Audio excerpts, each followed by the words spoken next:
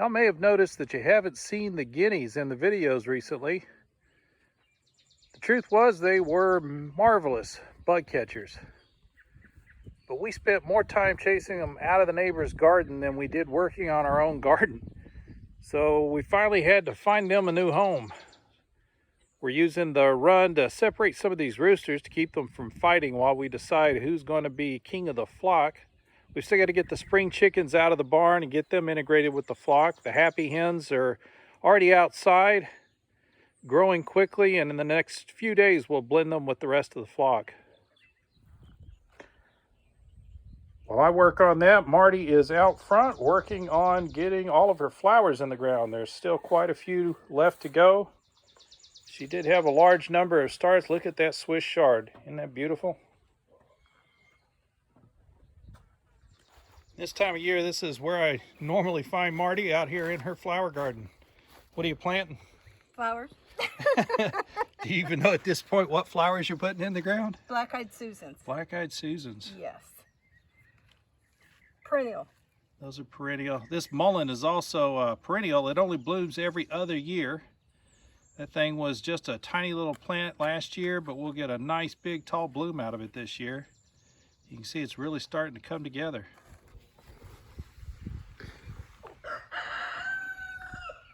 When we first started putting brassicas in the ground this year, we started with these small beds that we built last year.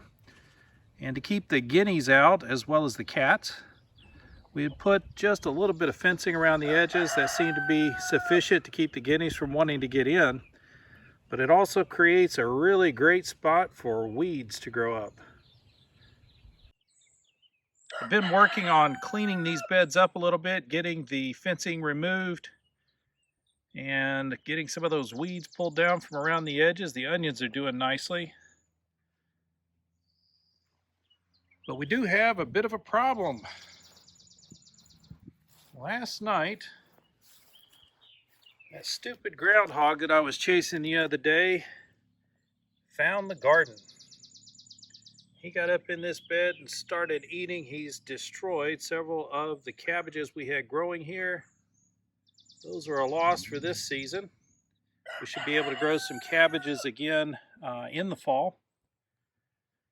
But in the meantime, I'm going to keep cleaning these beds up, but we're going to put that fencing back up around here while we figure out what to do about the groundhog.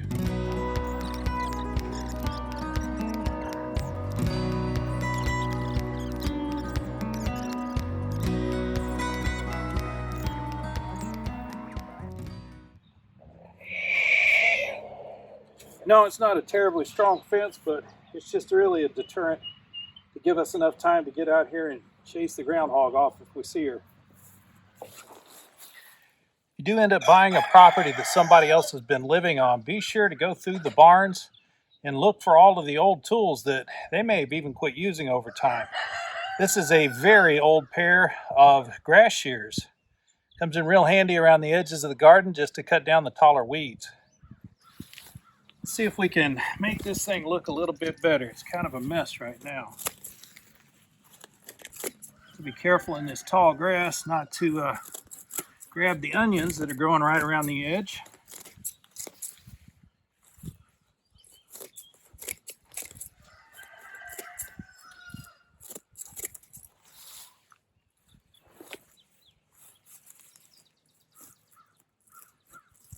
Really, gardening is just about being willing to take a little extra time and do a little more work for your food. Yeah, it may be easy to go and grab it at the grocery store, but I promise you it does not taste the same.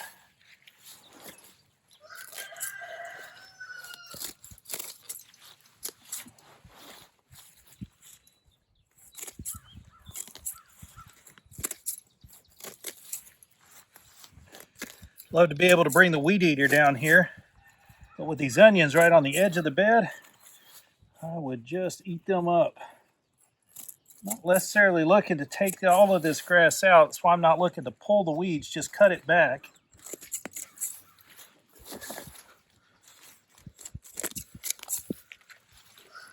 I've always been a firm believer that life improves the conditions for life. So just because I didn't plant it doesn't mean it can't be useful for producing food. These weeds that I'm cutting out are mostly not edible. I do see a little bit of purslane in here, but for the most part, these are not things you want to put on the dinner table. But their roots provide a home for lots of microbial activity, funguses and bacteria that break down all of the organic matter and release the nitrogen that's necessary for the garden growth. So while we may not eat it, doesn't mean it's not useful. I'm noticing also a lot of clover in here. Clover is a really great nitrogen fixer. So when I find it up next to the edges of the bed, I try to leave it in place.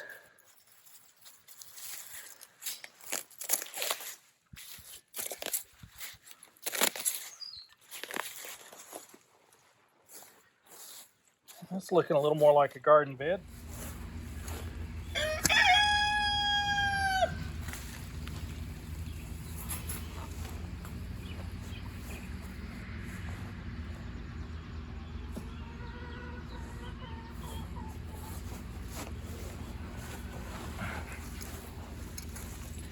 You might be wondering why Marty and I decided to do this.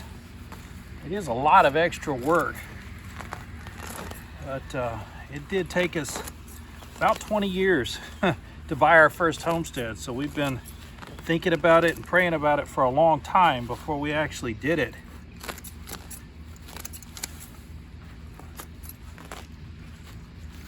Now we really want to encourage other people to return to the land, return to the labor, and return to life.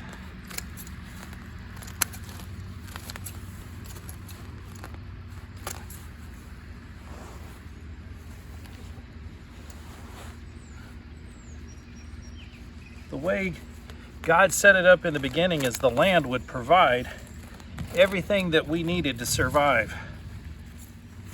And we've had a lot of different careers. We've tried to build fortunes before. We always felt like there was something missing. And then looking through the book of Genesis, I discovered that God placed Adam in the garden in order to tend the garden. And since we're made in Adam's image and likeness, that means each and every one of us has an innate sense of what to do in the garden. It's kind of what we're built for. So you need the land in order to have a garden. And the labor, well, if you're going to have a good garden that produces food, you're going to have to put some work into it. And the return to life, that's just the result of getting on the land and doing the labor. We've decided that this is really the best way to live. Put all the labor we can into the land that we have, and let God decide what it is that we need in order to have a good life. It's working out pretty good for us.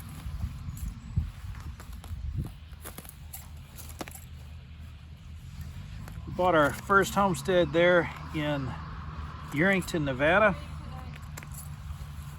What's up? No rain. No rain. Good.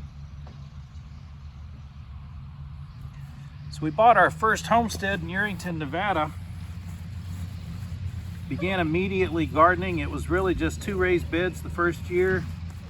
Second year, we added about 1,000 linear feet of bed space, and another 1,000 the year after that. Been producing and saving our own food and doing whatever work was necessary. We also did that remodel on the train depot from the Ludwig copper mine. And that may seem like a lot of work to have put into it, but at the end of the remodel, we realized we weren't supposed to stay in the desert. We were running out of water. And rather than stick around, we put the Homestead on the market. We sold it for twice what we paid for it. So when we moved here to Kentucky, we were able to pay cash, no mortgage for this property. It's a pretty good way to get it done. So now we spend most of our time doing the same stuff, working on remodels, putting in gardens, and building the land out so that it can produce more for us. We're not sure what God has for us next as far as incomes off of the property, but we know He will bless the effort. And it's really what we want to encourage other people to do.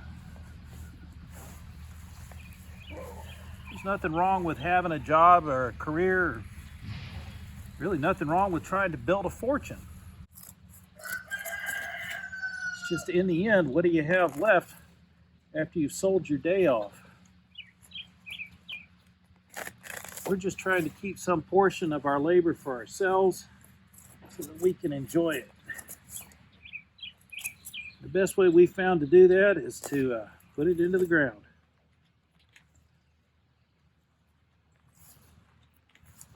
These onions are looking really good.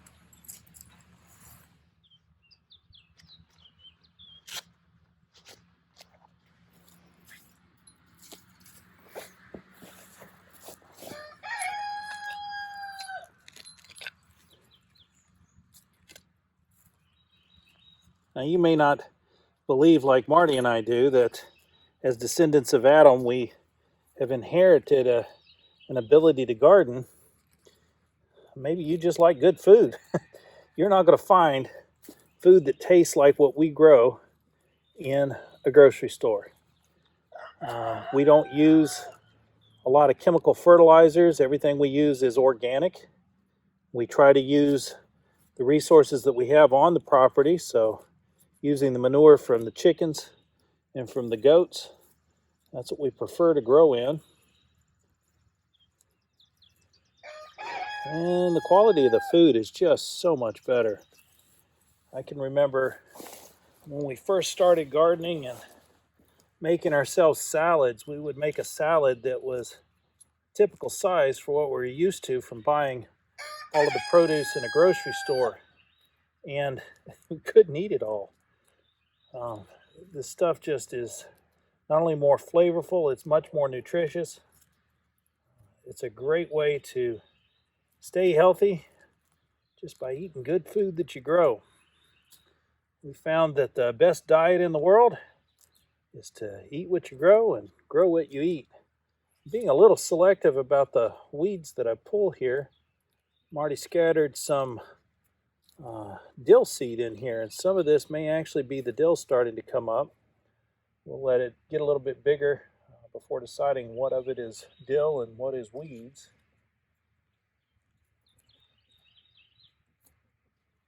I'm going to try to get all these weeds away from the onions though. They don't like a lot of competition. Those bulbs need plenty of room to spread out.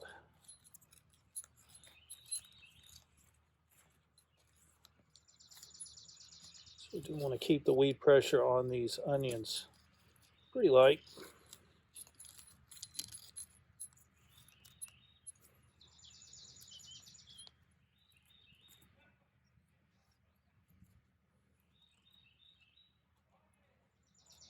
You may think this is tedious to weed in such tight confines, but it's very relaxing. It's therapeutic to get in here and just do a little work in the garden. Get your hands in the dirt. Think about all of the things that have been going on for the last week or so. Try to make sense of all of it.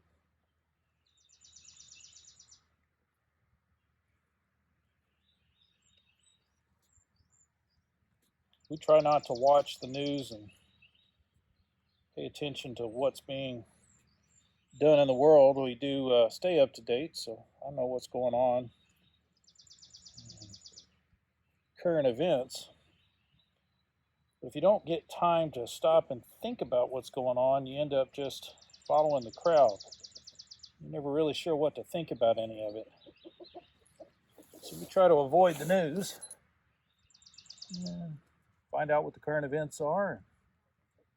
And now spend some time in the garden. Decide for ourselves what we think about it.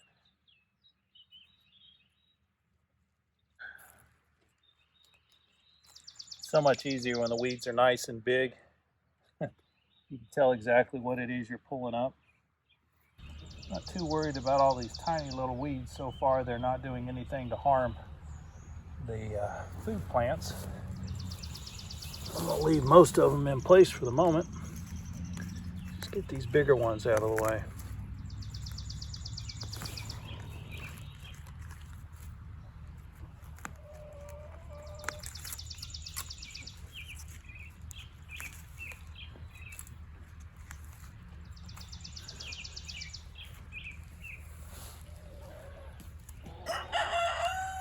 There's nothing in life more satisfying than a clean garden bed.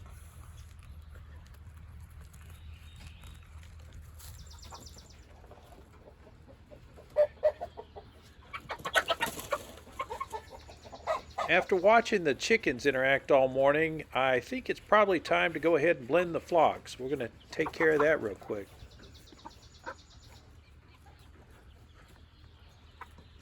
The happy hens are a little unhappy at the moment. They're not sure why I'm up in their run with them. They're going to be really happy in a few minutes once I get this wall down. I'm going to go ahead and blend these two flocks together. Another one of those times where being a homesteader means getting into tight spaces.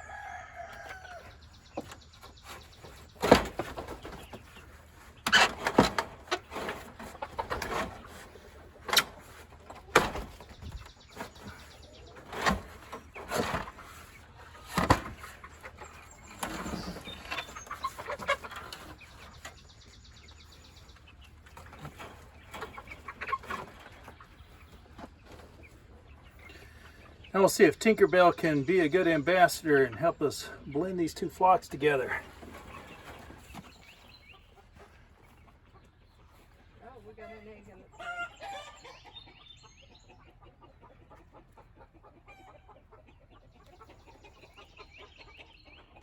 It's like these guys are anxious to get to know their neighbors. Mama? I don't know. That's Mama. It's Mama. They came in. They're all the way over. And we got two more eggs in here. Marty found one out in the run. Three more. So there's 3 more eggs, so there's 4 eggs. Whoa. And we've got a hen on the nest. This is Marcia Mellow, obviously. Let's see if she's going to be nice about me taking her eggs. Wow, she's sitting on 3 of them.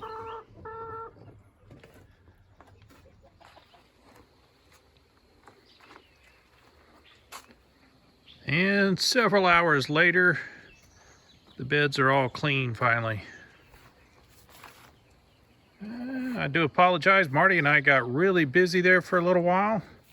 And I kind of forgot you guys, but I wanted to show you the results of just a little bit of hard work. Okay, a lot of hard work. But the bed's cleaned up nicely. Potatoes are going nuts. Those tomatoes you saw us put in have about doubled in size already.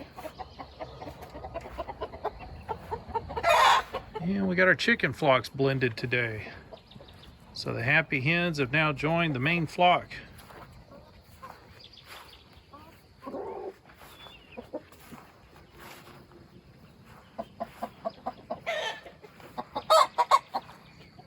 Once again, we just want to encourage everyone who sees these videos that there is a different way to approach life.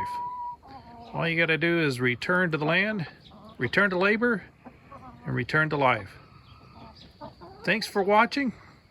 If you got a moment, please subscribe and hit that like button while you're in there.